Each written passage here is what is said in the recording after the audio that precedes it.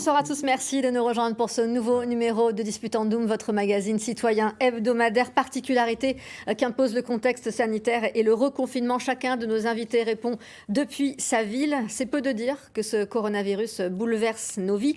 Que peut-il changer à plus long terme? Nous avons une impression d'inédit, mais ce n'est pourtant pas la première pandémie que nous subissons. Alors comment commence-t-elle? Comment en parle-t-on à l'époque, en 1918, en 1968? Et qu'est-ce que ça change? Nous tenterons de répondre à ces questions et de voir si des comparaisons sont pertinentes avec la pandémie actuelle, avec nos invités. Laura Spinet, vous êtes journaliste scientifique, auteure de La Grande Tueuse, un ouvrage consacré à la grippe espagnole. Vous êtes en duplex depuis votre domicile parisien.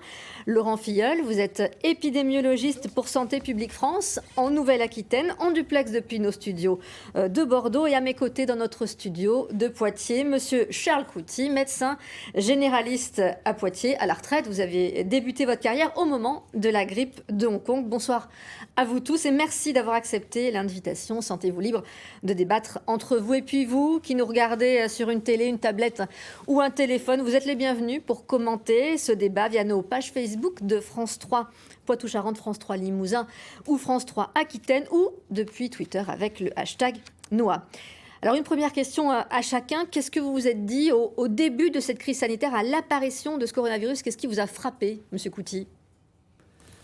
Ma première réflexion, je pensais que ça allait être une épidémie saisonnière et qu'avec les beaux jours, le coronavirus allait disparaître, comme beaucoup d'ailleurs l'ont pensé. Et j'ai pensé aussi que les mesures qui auraient dû être prises dès le départ, les mesures de bon sens, malheureusement je crois que le bon sens n'a pas dominé les mesures qui ont été prises depuis le début de l'année, aurait été de se porter un masque, d'avoir une bonne hygiène des mains en se lavant souvent les mains, et puis les gestes barrières, en restant à distance, éviter les réunions et les rassemblements de populations importantes, les stades de foot, les réunions en tout genre où il y a des milliers de personnes. D'autant plus que dès le départ, on a parlé du bateau de croisière qui était en Chine, avec 4 ou 5 000 ou 6 000 personnes à bord et qui se sont contaminés les uns les autres. On a bien vu que les gestes... Il y avait une contagiosité particulière, on va y revenir. Était importante. Monsieur Filleul, votre première pensée à l'émergence de ce virus? Alors, beaucoup de questions. D'une part, c'était beaucoup de questions sur qu'est-ce qui se passe réellement en Chine. Nous avions peu d'informations, nous avions des informations qui étaient parcellaires, donc on avait beaucoup d'interrogations. Et c'est vrai que lorsque le premier cas européen est arrivé à Bordeaux, on s'est focalisé sur nos investigations, sur la surveillance, mais c'est vrai que personne n'aurait pu imaginer l'ampleur de ce phénomène aujourd'hui. Madame Spinet, et vous, quelle était votre intuition, votre première pensée? Je pense que c'était très difficile de savoir effectivement que ça deviendrait une pandémie. Mais après, j'étais assez frappée par le fait qu'on n'apprenait pas les leçons des derniers pays à être touchés. En fait, on blâmait les dernières pour avoir cette maladie, pour ne pas avoir contrôlé cette maladie, au lieu d'apprendre les leçons de leur cas. Et je pense que c'était la même chose dans les pandémies du passé. Et Madame Spinet, justement, vous avez publié il y a 2 ans La Grande Tueuse. C'est un ouvrage très complet sur la grippe espagnole. On est à la frontière entre le roman presque un polar et le document historique. Et votre titre n'est pas anodin. Nous allons vite comprendre pourquoi. Avant d'en discuter plus précisément, je vous propose ce reportage réalisé à l'occasion du centenaire de la grippe espagnole et qui permet de planter le décor. Regardez. Au large de Brest, un mal inconnu a frappé habitants comme militaires. Plus de 1000 hommes sont terrassés en à peine un mois. À l'automne 1918, l'hécatombe est sans précédent. Le roi, l'oblaise, le prêtre, le brasse. Quel que soit le soldat, tous racontent la même histoire. Georges Coquelin, matelot. Donc confirmé qu'il est mort le 10 septembre 1918 suite à la grippe infectieuse. Dans les dossiers militaires, on peine à dire le nom de cette maladie. Il y a toujours marqué état grippal, ou pleurésie, ou pneumonie, mais jamais grippe espagnole. Et pourtant ici, ce virus de grippe a sévi avec une virulence rarement observée. Sur les 1500 là, que vous en avez au moins 600 qui sont morts de la grippe espagnole. En 1918, au bout de 4 ans de conflit, les armées de chaque côté constatent des pertes d'un genre nouveau dans les rangs. En quelques jours, les soldats passent de vie à trépas, mais pas question d'évoquer le problème dans la presse, pas question d'informer l'ennemi. Il y a une sorte de censure très importante qui fait que personne n'est au courant de cette épidémie finalement. Et pourtant, aussi bien dans les troupes allemandes que dans les troupes françaises, que les troupes américaines ou les troupes canadiennes, les soldats souffrent de la grippe. Mais le seul pays qui informe ses habitants de l'existence de cette grippe, c'est le gouvernement espagnol. Car à l'époque, l'Espagne, elle, n'est pas en guerre. Au départ, elle est la seule à rendre compte de l'épidémie. Mal lui en a pris.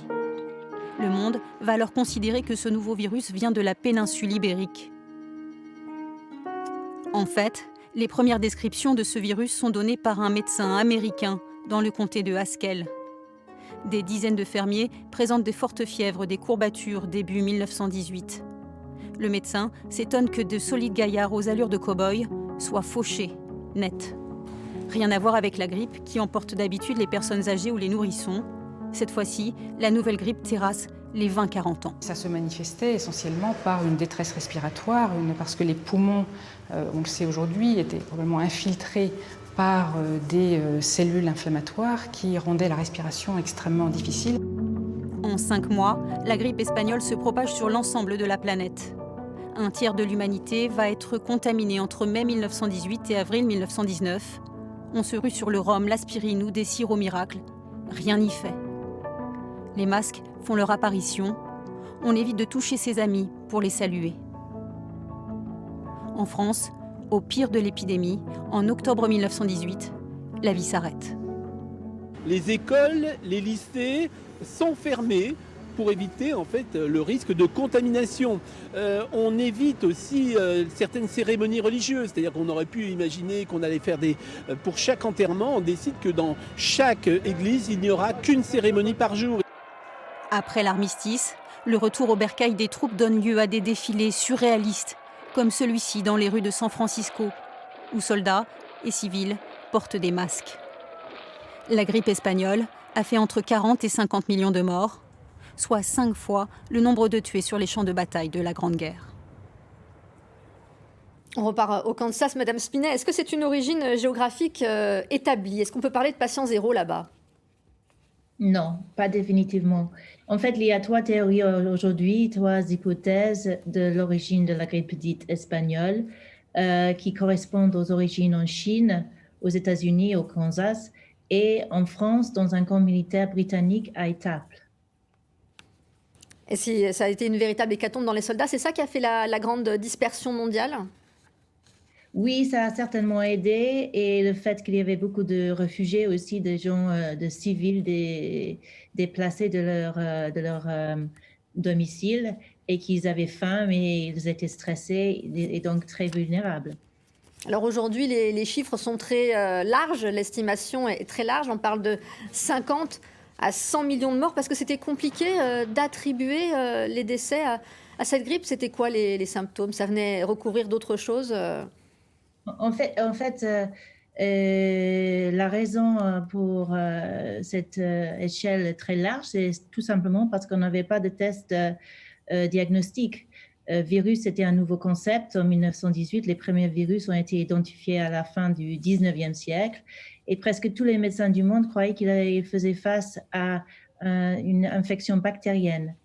Donc, il y avait beaucoup de confusion diagnostique et voilà, les chiffres sont flous à cause de ça. Les symptômes, au début, pendant la première vague, c'était une grippe plus ou moins comme une autre, une grippe saisonnière. Mais quand elle est revenue en août, elle était beaucoup plus grave en fait. Donc, elle commençait avec des symptômes, disons, classiques, mal de gorge, mal à la tête, fièvre. Mais très vite, parmi une grande minorité de patients, ils avaient du mal à respirer, leur visage prenait une teinte bleuâtre qui devenait vite bleu foncé et puis noir, et ils mouraient. Ils mouraient, en fait, ils suffoquaient avec leurs poumons qui remplissaient de fluide, d'eau, en fait. Monsieur Couty, est-ce qu'on peut faire une comparaison avec les symptômes de la grippe de Hong Kong? C'était quoi les symptômes de la grippe de Hong Kong? La grippe de Hong Kong, c'était une forte fièvre au départ, qui démarrait assez brutalement, des courbatures, une grande fatigue, et on ne faisait pas de test pour savoir si vraiment l'infection était virale. Est-ce qu'on passait à côté d'autres diagnostics d'infections pulmonaires dues à d'autres germes, à des bactéries, j'en sais rien. Moi, j'étais installé dans un quartier jeune, avec une population très jeune. Il y avait des étudiants, de jeunes couples, des adultes jeunes, très peu de personnes âgées, quelques jeunes retraités qui habitaient dans le quartier de Mozart, qui avaient acheté des appartements. Il n'y avait pas de maison de retraite, pas d'EHPAD à l'époque. Donc j'ai eu qu'une clientèle jeune et je n'ai pas le souvenir d'avoir vu beaucoup de complications, ni de décès. Mais il y avait une forte proportion de grippe parmi cette population jeune qui habituellement... Il y avait une forte épidémie, puisque on donnait des arrêts de travail d'une semaine, en gros. Certaines entreprises étaient obligées de fermer, faute de personnel, faute d'employés, parce que la majorité était en arrêt de travail. Et puis reprenaient progressivement, dès que les arrêts de travail étaient terminés. Ça a démarré à Poitiers. J'ai vérifié mon agenda de l'époque, parce que j'étais installé depuis tout juste un an. Je me suis installé fin 68. J'avais fait une création avec deux médecins généralistes comme moi qui étaétaient de la même promotion, mais on était installés séparément. Et vous avez tout de suite noté une proportion particulière? Oui, parce que moi j'ai noté mon démarrage qui était lent. Je voyais 3-4 personnes par jour, 3-4 patients par jour.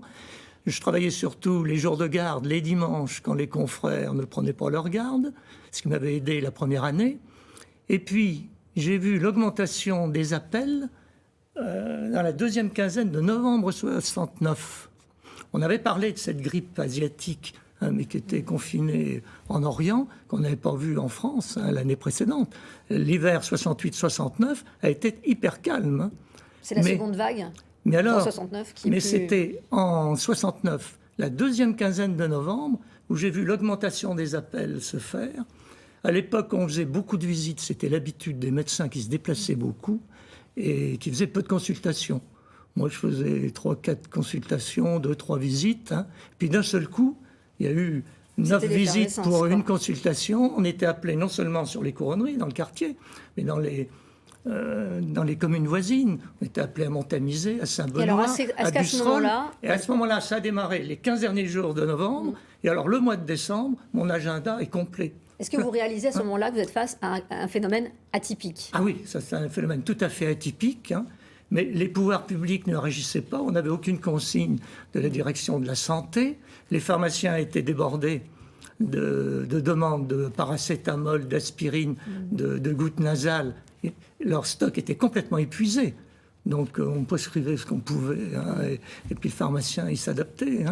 Mais je n'ai pas vu de complications parce que je pense qu'avec le recul, j'ai eu une clientèle jeune qui était en bon état général et qui n'était pas dénutrie, comme avait pu l'être la population après la guerre de 14-18, qui avait vécu une période très difficile sur le plan alimentaire, qui n'était certainement pas en état de se défendre sur le plan immunitaire. Ce qui peut expliquer peut-être en 18-20 cette épidémie qui a duré. Oui. Monsieur Filleul, outre les symptômes d'infection respiratoire, quel point commun est-ce que vous voyez entre ces trois maladies Covid-19, grippe espagnole et grippe de Hong Kong? Alors, il y a plusieurs aspects. Ce qu'on peut retenir sur les pandémies, bien sûr, c'est dans la définition de la pandémie, c'est-à-dire qu'on fait face à un nouveau virus qui arrive dans une population qui n'est pas protégée sur le plan immunologique. Ensuite, le point commun, c'est l'impact sanitaire considérable. À partir du moment où un nouveau virus va circuler dans une population qui n'est pas protégée, on va avoir un impact sanitaire qui va avoir des conséquences catastrophiques. Et puis, ce qu'on observe aussi, c'est la propagation, même si on peut faire une différence avec le Covid-19, mais à chaque fois, on a une propagation mondiale qui va quand même, en fonction des moyens de transport de l'époque, qui va quand même relativement vite, puisque ce sont des transmissions aériennes, et puis ce virus va circuler grandement à travers la planète. Et puis un dernier point sur les points communs, c'est à chaque fois, et là on l'entend, c'est la prise de conscience de la situation sanitaire dans laquelle on est. Est-ce qu'on est face à une épidémie? Est-ce qu'on est face à une pandémie? Qu'est-ce qui se passe? Et on a une réaction qui tarde. Qui tarde. Et on y reviendra à cet aspect-là. Est-ce qu'il y a aussi cette origine animale qui est commune ? Alors effectivement, souvent, il faut revoir un petit peu le virus de la grippe, hein. C'est un virus qui a deux caractéristiques, c'est qu'il est instable, hein. Il peut avoir des mutations ponctuelles. C'est pour ça que le vaccin contre la grippe change chaque année en fonction des virus circulants. Et il peut aussi, les nouveaux virus peuvent sortir de ce que l'on appelle un réassortiment, c'est-à-dire plusieurs souches virales au sein, par exemple, d'un hôte, comme ça peut être le porc, vont se recombiner pour créer un nouveau virus. Et c'est pour ça que lorsqu'on regarde un petit peu les origines de ces grippes, la grippe de Hong Kong, la grippe asiatique, et Madame Spinet l'a expliqué tout à l'heure, avec une des hypothèses pour la grippe espagnole, ce serait peut-être là aussi une origine en Chine, c'est que ça viendrait souvent de l'Asie du Sud-Est ou de la Chine. Et pourquoi ? Parce qu'on sait que dans ces pays, il y a une proximité assez importante entre les oiseaux, le porc et l'homme. Et on sait que les virus circulant dans ces trois espèces, on peut avoir une probabilité plus importante de réassortiment, et d'où l'émergence de nouveaux virus. C'est ça qui fait les dégâts, le fait que ce soit un virus qui nous vient du monde animal et auquel nos corps ne sont pas du tout prêts ? Voilà, c'est ce qui va entraîner des dégâts, c'est le fait que personne ne dispose d'anticorps pour se protéger contre ces virus. Et on l'a vu sur d'autres pathologies, mais sur la grippe, c'est très particulier. C'est le risque pandémique, il est là. Et d'ailleurs, ça fait partie de la définition d'une pandémie, hein. C'est un virus contre lequel personne n'est protégé. Et à partir de là, il va circuler à une vitesse folle et il va entraîner des dégâts considérables. Alors, moindres chez les personnes jeunes, souvent, mais ce que l'on a appris de ces différentes pandémies, hein, c'est comme ça que l'on a appris que les personnes de 65 ans et plus étaient les plus fragiles, qu'il y avait des personnes après qui avaient des facteurs de risque comme les maladies chroniques. Et une des différences que l'on peut voir entre la Covid-19 et ces différentes pandémies de l'histoire, c'est que la population a vieilli. La population mondiale d'abord est beaucoup plus importante. Donc on a une population exposée qui est extrêmement plus importante. On a un vieillissement, on a une part des personnes de 65 ans et plus qui est très important, donc des personnes plus fragiles, donc un impact plus important. Et on a aussi une multiplication des pathologies chroniques, hein. On vit plus longtemps, mais avec des pathologies chroniques comme le diabète, l'hypertension, l'obésité, qui sont des facteurs de risque. Donc, avec le temps, ces pandémies peuvent avoir un impact beaucoup plus important sur la santé de nos populations. Alors pour la grippe espagnole, on a aussi, Madame Spinet, ce phénomène de mortalité chez les sujets jeunes. Et ça, malgré tout, ça n'a pas interpellé dans ce contexte d'après-guerre. Les préoccupations étaient ailleurs ? Est-ce que les préoccupations étaient ailleurs ? Oui, bien sûr, on pensait à la guerre, mais je pense qu'on a remarqué à l'époque que les jeunes étaient vulnérables. En fait, c'était les jeunes, c'était les gens entre 20 et 40 ans et l'espérance de vie était beaucoup plus basse à l'époque, donc pas si jeune que ça. Mais c'était les gens qui travaillaient, qui produisaient, et c'était les mères et pères de famille. Donc, ça a eu un effet dévastateur parce que c'était une époque où il n'y avait pas de système de sécurité sociale, et cette grippe a créé probablement des centaines de milliers au moins d'orphelins et de veuves et de veufs. Qui n'avaient pas de support, de soutien, de moyens de support après. Donc, c'est un vrai désastre social. Alors, on parlait des points communs entre ces pandémies. Est-ce que vous voyez, vous, des divergences importantes ?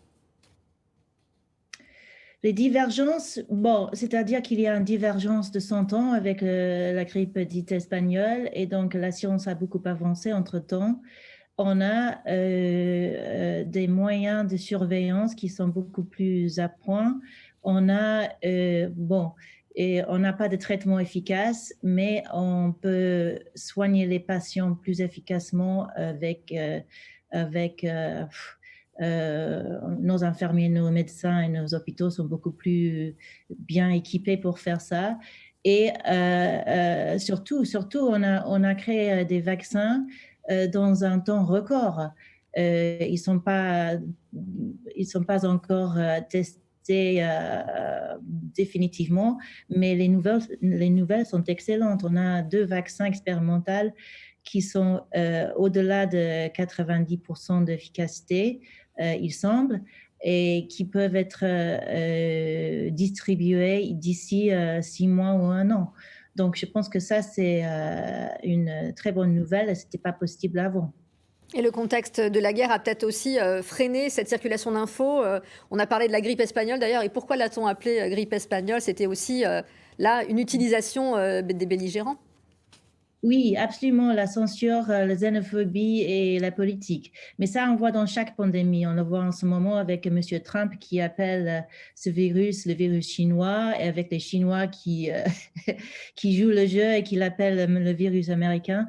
C'est un phénomène, une pandémie, c'est toujours un phénomène politique, social, autant que biologique.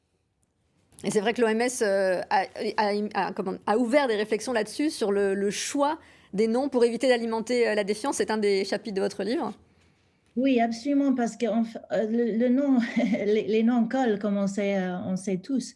Mais malheureusement, les noms qui sont injustes, comme la grippe petite espagnole, ça a un effet à long terme. Hein. Ça peut avoir des effets économiques, politiques et sociaux.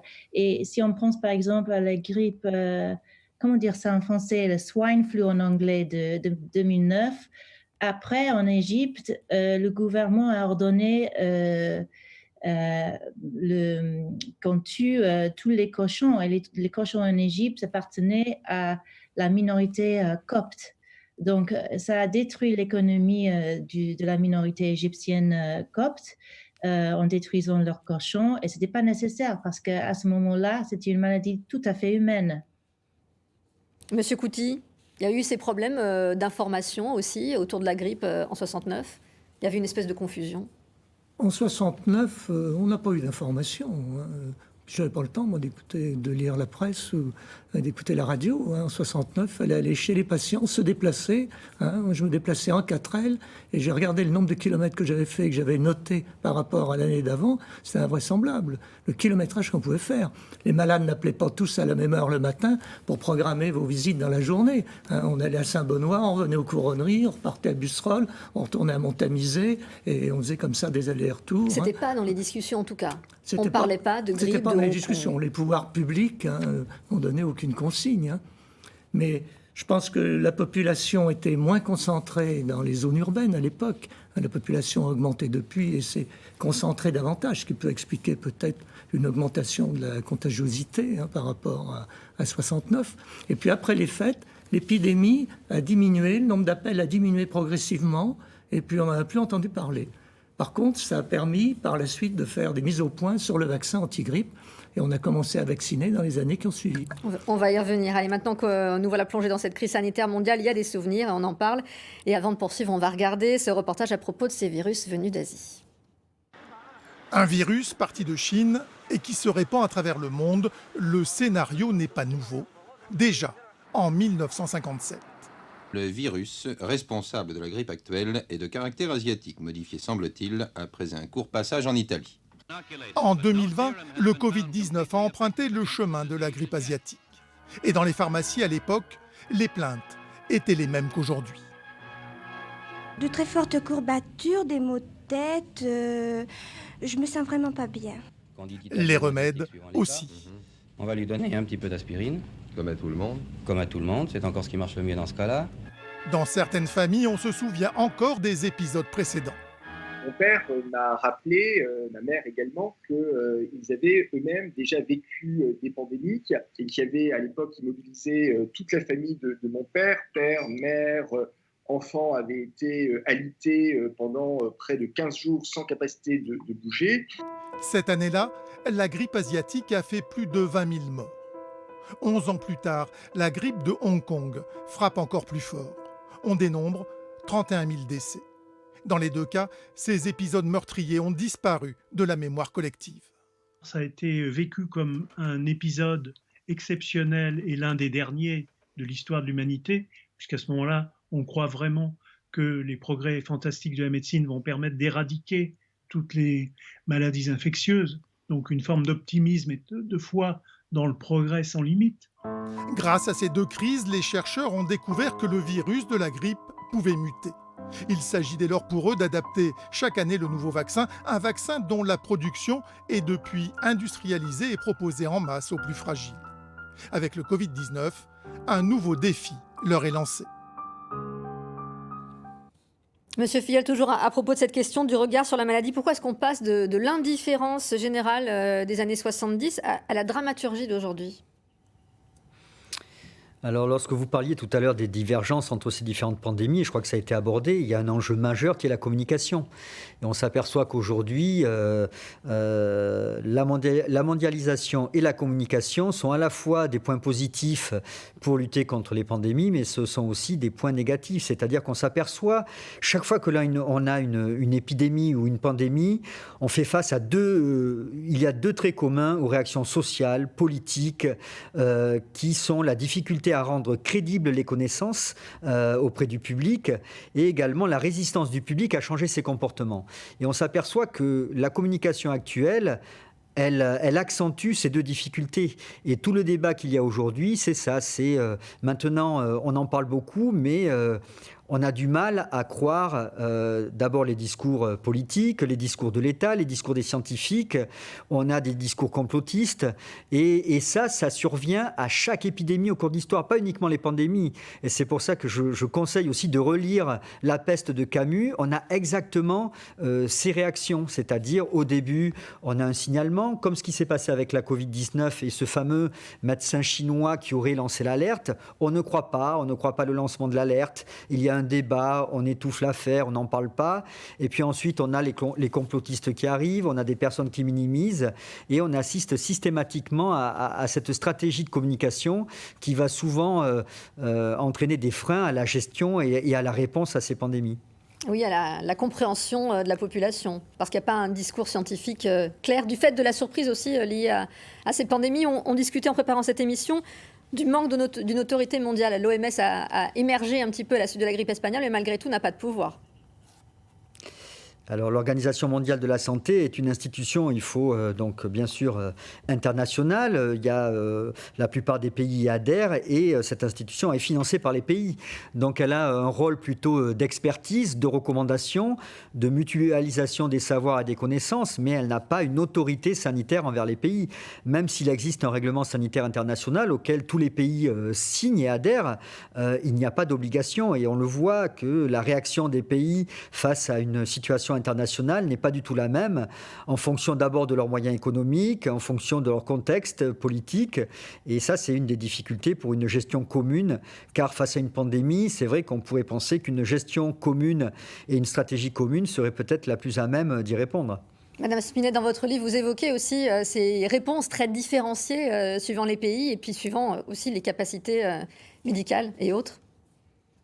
Absolument, on voit ça à travers sa culture, sa religion, son religion et toute autre chose.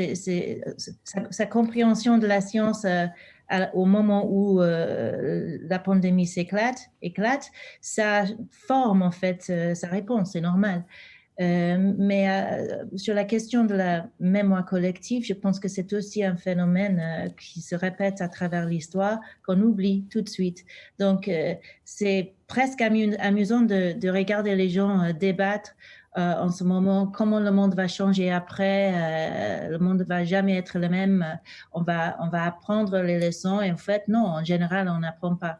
C'est vrai que cette pandémie est différente parce que c'est la première, en fait, qui a été notée, observée, enregistrée d'une façon digitale, en fait. On a toutes sortes d'informations et de fausses informations sur cette pandémie. Et donc, on a un record qui se crée en ce moment. Et c'est possible que cette fois, pour la première fois, on n'oubliera pas. Mais ça se verra. Et c'est une forme d'archivage collectif, en quelque sorte, c'est ça que vous voulez dire, qui n'existait pas auparavant ? Voilà, c'est ça. C'est très intéressant sur ce point-là, de regarder ce qui va se passer après. Et est-ce qu'il y aura des romans? Est-ce que les artistes vont traiter ce sujet comme ils n'ont pas fait après la grippe de 1918? On verra. Est-ce qu'il y a déjà des pandémies qui ont fait l'objet de romans, à votre connaissance, outre votre ouvrage, qui est presque un roman d'ailleurs? Bah, si, il y a des romans qui traitent le sujet des pandémies. Je pense par exemple au Hussard sur le toit, mais ils sont rares. Ils sont rares. Et par rapport aux écrivains qui traitent du sujet de la guerre, vraiment très rares. Et oui, il y a la peste de Camus aussi. Et du coup, on le disait, on a l'impression de repartir de zéro à chaque fois. Est-ce que ça tient aussi à ce côté très culturel, justement, parcellaire, et puis le côté familial aussi? Chacun le vivait comme un drame familial, individuel, finalement. Je pense que c'est normal qu'on est soulagé quand ça se termine. Mais en même temps, il faut se poser la question, pourquoi on n'est pas aussi soulagé après une guerre? Pourquoi on a cette envie de se souvenir d'une guerre, mais pas d'une pandémie? Et je pense que c'est lié au fait, à la manière dont on narre ces deux événements. En fait, avec une guerre, il y a des héros, il y a des méchants, il y a une sorte de structure linéaire qui est facile à raconter. Mais tout ça, on n'a pas avec une pandémie. Il n'y a pas de héros. S'il y a les médecins, mais ils sont très peu visibles et le méchant n'a pas de visage humain. Donc, ça se prête pas très facilement à du storytelling, à des histoires en fait. Oui, vous parliez des médecins, justement, ils ont cette forme aussi d'impuissance au départ, dont on est un peu perdu, on n'arrive pas à trouver le symptôme. En 69, j'ai pu voir quelques archives, il y a presque une forme de désinvolture à l'Institut Pasteur, Monsieur Filleul. Comment est-ce qu'on l'explique, ça ? Alors, je ne sais pas comment on peut l'expliquer, mais chaque fois qu'on a une pandémie, c'est vrai, vous en aviez parlé tout à l'heure, la grosse difficulté au début, c'est de mettre une définition clinique aux symptômes que l'on observe. Et on l'a vu même avec le Covid. Par exemple, la perte de goût et d'odorat, au départ, ne faisait pas partie de la définition d'un cas de Covid-19. Donc, on a des personnes qui vont réagir de manière différente face à un nouveau virus et on a du mal à définir quelle est cette maladie.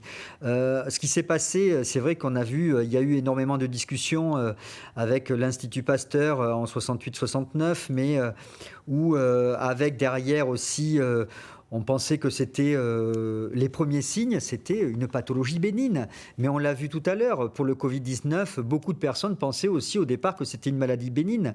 Et ensuite, il y a eu énormément de discussions, et même jusqu'à l'élaboration du vaccin, où la composition du vaccin travaillait plutôt sur le virus de la grippe asiatique et non pas sur la grippe de Hong Kong. Bon, et après, on sait que ce sont des difficultés qui peuvent survenir lorsqu'on travaille dans l'urgence, dans la réponse, et surtout, à un moment donné, il faut être capable de dire qu'à l'instant T, on ne dispose pas des connaissances suffisantes.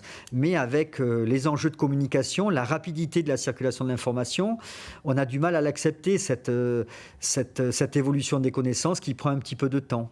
Monsieur Couty, quand vous étiez plongé dans vos nombreuses, innombrables consultations, vous aviez réussi à faire ce tri de diagnostic entre une grippe normale et une grippe Hong Kong. La difficulté. Être sûr que tout malade qui vous appelle avec une forte fièvre, des courbatures, n'est qu'une grippe et pas une pneumopathie, un épanchement pleural ou une complication, qui pouvait se traiter à l'époque déjà avec des antibiotiques. Alors que là, on ne prescrivait pas d'antibiotiques dans une grippe simple.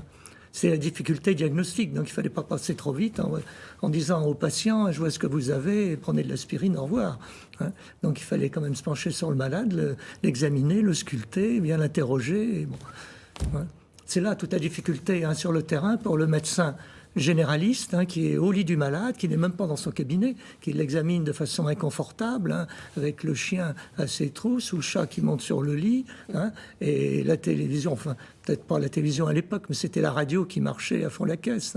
Et avec cette confusion, encore une fois, avec la grippe saisonnière et un vaccin qui n'était pas opérant à ce moment-là. On ne parlait pas de vaccin. Je pense que le vaccin s'est développé par la suite, après cette épidémie de 69. Alors justement, on a cru, à tort à ce moment-là, que le vaccin de la grippe pouvait protéger contre la source de Hong Kong. On va regarder cette archive qui date de 73. C'est à propos d'un nouveau vaccin mis au point en France par le professeur Hanoun. On l'écoute. Alors désormais, la vaccination sera contre toutes les grippes futures ou pas ? Elle sera contre toutes les grippes du sous-type Hong Kong qui a commencé en 1968 et qui devrait se terminer vers 78 ou 80. Mais si un nouveau sous-type intervient ultérieurement, nous n'avons actuellement pas de moyen de le combattre. Monsieur Couty.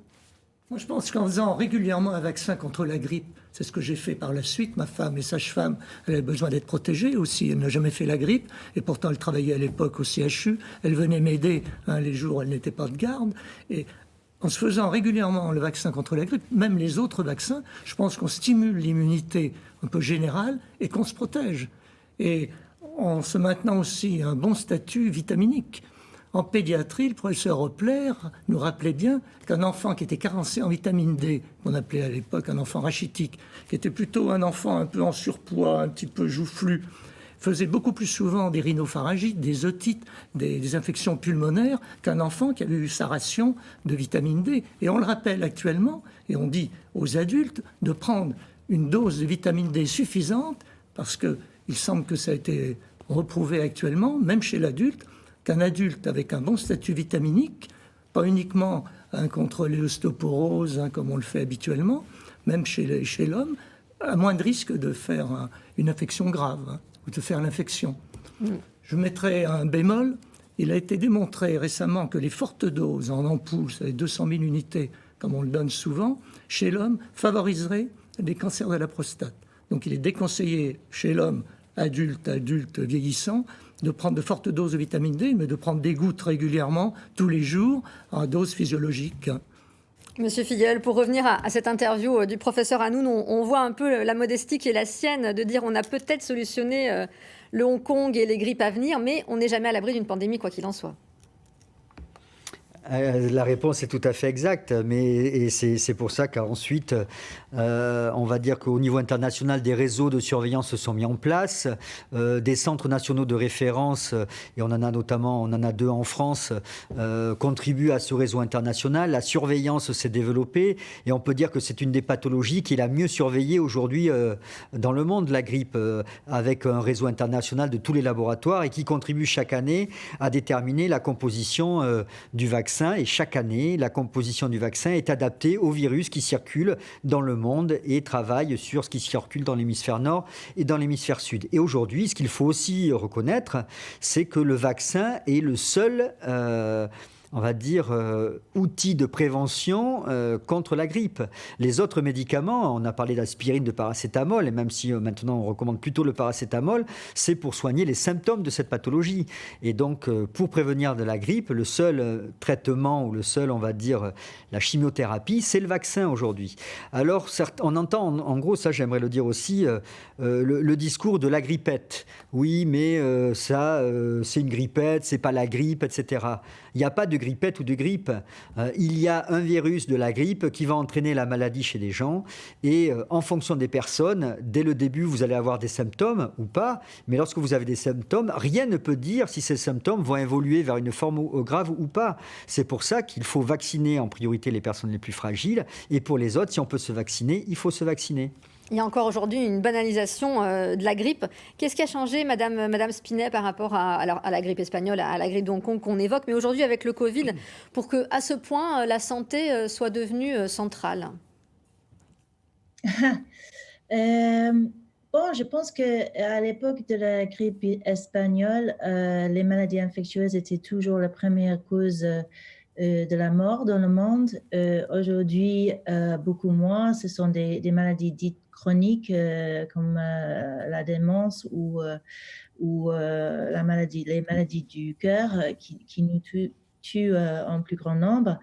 Donc, je pense que les gens étaient plus habitués, pas à la mort, peut-être plus aussi à la mort, et ils étaient moins paniqués par la mort. Nous, je pense qu'on a beaucoup plus peur de notre mortalité qu'il y a 100 ans.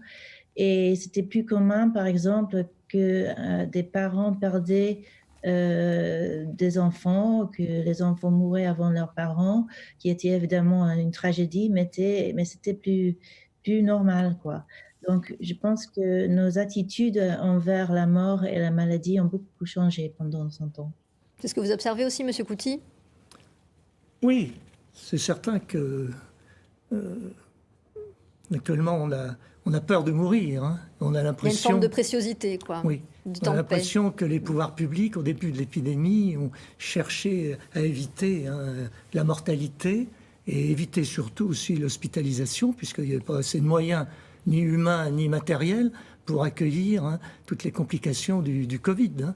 Et c'est ce qui a généré toutes ces mesures avec plus ou moins de bon sens dès le départ. Mais je voudrais rappeler que c'est une zoonose. Donc une zoonose, c'est une maladie transmise par des animaux avec des vecteurs ou des insectes. Donc on a parlé des chauves-souris, on a parlé du pangolin, et après on n'a plus parlé que d'une contamination interhumaine. Or, je regrette qu'on n'ait pas fait des tests chez les animaux, plutôt que de faire des tests à tous ceux qui voulaient se faire des tests, qui étaient inquiets, à tous les anxieux qui ont fait la queue devant les laboratoires. Vous pensez que les humains s'infectent du virus, le repasse en domesticité? Il y a une contamination interhumaine, c'est certain. Mais quand on a parlé des foyers dans les abattoirs, il y avait un abattoir du côté d'Orléans qui devait abattre surtout du bovin. Il y avait un abattoir de volailles, je crois, en Vendée, un abattoir de porc en Charente-Maritime, je crois, ou en Bretagne.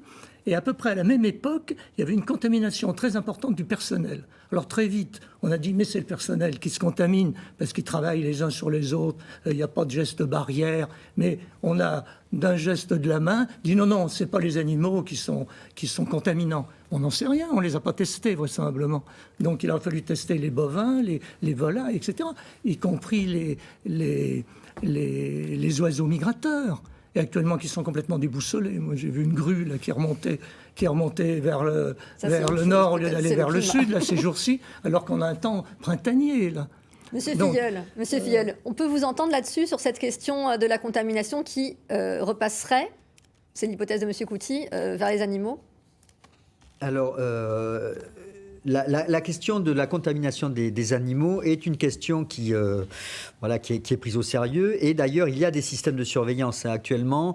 Il y a des prélèvements. Alors, c'est pas mon sujet de travail, mais il y a des systèmes de surveillance. On prélève notamment chez des animaux pour voir un petit peu quelle serait le port du virus chez ces animaux-là. Par contre, la question des abattoirs est une vraie question, puisqu'à un moment donné, c'est vrai qu'il y avait beaucoup de clusters, des regroupements de cas dans ces structures. Et en fait, des investigations ont été menées parmi le personnel, etc. Il s'avère qu'il y a deux facteurs qui peuvent jouer. C'est que ce sont d'abord des personnes en situation précaire. C'est-à-dire que ce sont souvent des gens dans des contrats, on va dire, en CDD, des contrats à très court terme, qui vivent dans des centres, dans des foyers d'accueil. Et donc ça contribue, on va dire, à l'intégration de populations vulnérables face à un virus qui peut circuler. Et ensuite, il pourrait y avoir aussi, ça c'était une des hypothèses, les conditions de travail. Dans les abattoirs, il y a énormément de suspensions, de particules dans l'air qui pourraient favoriser la contamination. Mais la contamination par les animaux est quelque chose qui est également surveillé. Oui, M. Couty. On va intervenir parce que on sait que l'élimination des Covid, des virus, se fait par les selles. D'ailleurs, on récupère dans les eaux usées à la sortie des traitements. C'est un excellent indicateur. Alors qu'en ville, par exemple, les déjections des chiens, il y a 40 millions de chiens, 40 millions de chiens en France, plus tous les chats. Et en ville, vous allez faire vos déplacements en ville, vous marchez dans les déjections de chiens, vous les ramenez sous vos semelles de chaussures. Et pourquoi ces chiens ne seraient pas porteurs de virus et contamineraient, bien qu'eux-mêmes n'étant pas malades. Et récemment, il y a les visons. Il y a tout un élevage de visons au Danemark et en Hollande qui ont été contaminés, parce qu'ils sont assez fragiles sur le plan pulmonaire. Mais pourquoi Et la grippe aviaire qui est de nouveau surveillée en France, M. Filleul? Voilà. Alors la grippe aviaire fait toujours, de par les systèmes de surveillance internationaux, l'objet d'une surveillance accrue à la fois chez les oiseaux et aussi chez les humains. Mais pour en revenir à ce virus et à l'aspect animal, n'oublions pas que là, la pandémie à laquelle nous faisons face, c'est une transmission aérienne et on sait que ce sont les microparticules qui sont extraites par une personne contaminée vers d'autres personnes saines qui va entraîner la contamination. C'est pas l'exposition aux excréments d'animaux encore. Mais bon, c'est un sujet qui est connu et sur lequel des travaux sont faits. Madame Spinet, pour revenir à un aspect un peu plus historique, quels sont les effets de ces pandémies sur nos sociétés? Alors, on ne peut pas généraliser à l'échelle de la planète, bien sûr. Vous me disiez en préparant cette émission que vous étiez de plus en plus convaincu que la démocratie se prête mal au virus. Expliquez-nous ça. Parce que dans une démocratie, on a des gouvernements qui changent très régulièrement, donc on a très peu de mémoire institutionnelle des pandémies en fait. C'est notre malheur que les pandémies passent en général en moyenne une fois par génération ou plus, parfois moins, et donc il n'y a pas de mémoire. Et si on ne fait pas de planification pour des pandémies, et si on ne se rend pas compte qu'ils viennent, et de temps en temps, il y a eu par exemple probablement 15 pandémies grippales dans les 500 dernières années. Donc ça arrive des fois, c'est possible qu'on va avoir des pandémies à une vitesse accélérée à cause du fait que ces zoonoses émergent avec une fréquence aussi accélérée maintenant. Donc, il faut qu'on se prépare, il faut qu'on planifie. Et qu'on discute moins, finalement, peut-être qu'il y a une forme d'autorité aussi. On a quand même le contre-exemple de la Nouvelle-Zélande, qui est une démocratie là et qui a réussi à mieux gérer cette épidémie. Bon, et c'est difficile à interpréter toute l'évidence en ce moment. La Nouvelle-Zélande est un pays, c'est une île, il y a une petite population, mais c'est vrai que la communication, comme on a déjà dit, je crois, est clé et que Madame Ardern est une excellente communicatrice et qu'elle a stressé la transparence, qui est aussi très importante. Elle a été très claire, elle a communiqué régulièrement et elle a fait. Le peuple de son pays lui a fait confiance. Et ça, c'est central et très important. Monsieur Filleul, à votre avis là-dessus, vous parlez de la confiance aussi comme un élément important. C'est vrai, on a vu lors de la première vague de Covid et maintenant lors de cette deuxième vague qu'il y a un énorme débat national. Alors, on va dire, au sein de la communauté scientifique, on peut dire qu'on n'a quand même qu'un seul discours qui va, mais il suffit qu'il y ait 2, 3 personnes, 4 personnes avec un discours contraire et si ces personnes sont le plus souvent devant les micros, on se met à avoir un débat qui n'en est pas un, mais on donne des outils pour contrecarrer un discours politique, une réponse à une pandémie qui pourrait être efficace. Et donc il y a à la fois de la perte de confiance, il y a une mise en doute de la connaissance scientifique et des bonnes mesures. Et lorsqu'ensuite vous voulez changer les comportements pour faire face à une pandémie et qui peuvent être ces changements de comportement une réponse très adaptée, eh bien on fait face à des discours, à des annonces qui sont complètement absurdes et ça c'est très très compliqué. Oui, la confiance et puis la mémoire aussi. C'est vrai que faut pas oublier qu'en 2009 il y a eu une pandémie. J'allais vous poser cette question, il y a eu une pandémie grippale. Elle a été effectivement moins grave, mais l'ensemble des pays en un mois de l'ensemble des pays du globe ont été touchés et on avait également la même réaction. Le complotisme, la non-croyance dans les faits, l'histoire du laboratoire, etc. La confiance était déjà perdue. Et je pense qu'aujourd'hui, c'est vrai qu'on parle de mémoire et il faudrait aussi parler d'anticipation. La confiance et l'anticipation plutôt que souvent la réaction. Et du coup, ce rendez-vous, j'allais dire presque raté, excusez-moi pour le mot, avec le H1N1, a finalement joué contre nous cette fois-ci. L'excès de prudence du H1N1 nous a conduit à une forme d'insouciance peut-être. C'est difficile de dire si c'est une insouciance. Je pense qu'on n'a jamais été, on va dire, aussi préparé, entre guillemets. On l'a vu qu'on a quand même eu un test biologique qui a été en quelques semaines disponible. Le virus a été isolé très, très rapidement. Donc, il y a des collaborations internationales qui ont vraiment qui ont joué le jeu et qui ont fonctionné. Et derrière, des mesures ont été prises très rapidement. Après, on lutte contre un virus qui est contagieux, qui se propage très, très vite et avec à la fois des mesures collectives qui ont été annoncées. Bien sûr, il y a eu ce problème de disponibilité des masques. Mais la question, c'est s'il y avait eu les masques, est-ce que les gens les auraient portés ? On fait toujours face à cette double discours sur quand on veut quelque chose et qu'on l'a, on n'est jamais d'accord. Donc, c'est compliqué. Monsieur Couty, les masques, pour vous, c'est déjà la base. Oui, il faudrait que ça se banalise. Mais c'était pas dans notre culture. C'est dans la culture asiatique. Et ça faisait sourire à Poitiers quand on voyait des étudiants asiatiques porter le masque dans les périodes hivernales. Et pourtant, c'est un très bon outil. Mais c'est un très Et bon on outil, pratique comme le savonnage des mains aujourd'hui. et puis la distanciation. On ne va pas à des réunions où il y a des centaines ou des milliers de personnes, alors qu'on va nous construire un aréna où il y aura combien? C'est 3000, 6000, combien il y aura de C'est public modulable, justement. Hein, c'est modulable. Au Alors, niveau des est-ce que c'est capacités. raisonnable d'avoir pas pour tout de suite. des Déjà, réunions il faut aussi arriver à importantes? sortir On de cette continue pandémie. à construire des bateaux de croisière de plusieurs milliers de croisiéristes qui seront les plus importants qui ont jamais été sur les mers. Hein, c'est invraisemblable, quoi. Monsieur Filleul, allez, un petit mot d'espoir, votre pronostic pour la Covid-19, dans combien de temps on pourrait sortir un peu de tout ça?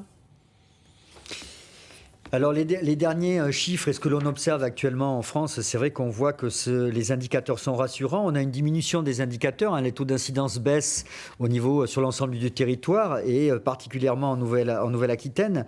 Néanmoins, les épidémiologistes, nous sommes toujours très prudents. Il y a le confinement, on a aussi une modification peut-être du recours au dépistage durant ce confinement. Donc il faut attendre encore quelques semaines pour voir si le taux d'incidence va continuer de baisser, parce que c'est vrai que parallèlement, les hospitalisations augmentent toujours. Mais on sait qu'on a un décalage entre le diagnostic de la maladie et le passage, le développement d'une forme grave et l'arrivée d'une hospitalisation.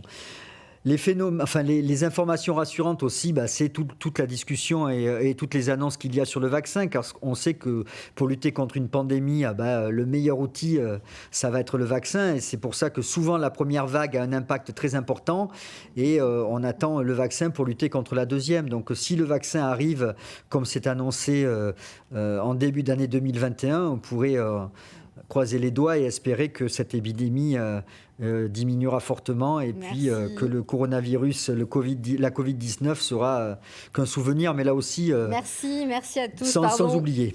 D'avoir participé à cette émission. Je rappelle votre livre, Laura Spinet, intitulé La Grande Tueuse, et consacré à la grippe espagnole, un ouvrage historique très documenté, mais rédigé comme un roman, très agréable à lire, je vous le conseille à tous.